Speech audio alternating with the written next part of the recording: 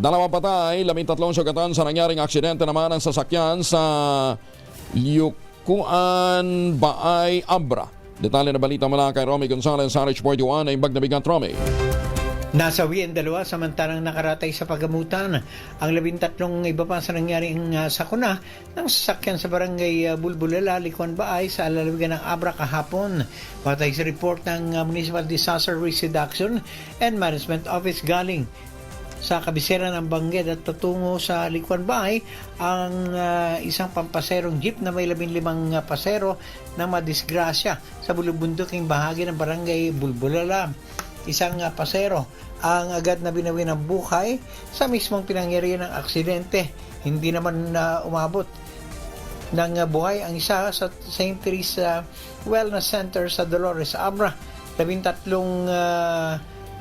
iba pa ang nasugatan. Dalawa sa kanila ay nagpapagaling sa St. Teresa Wellness Center at ang 11 ay isinugod at ngayon nagpapagaling sa Abra Provincial Hospital. Ang driver ng jeep ay nasa custody ng Likuan, Baay Municipal Police Station para sa karagdagang investigasyon. Ito si RH41 Romy Gonzalez para sa DZRH. Una sa Pilipinas, una sa Pilipino. Maraming salamat, Romy. Jose Aguina.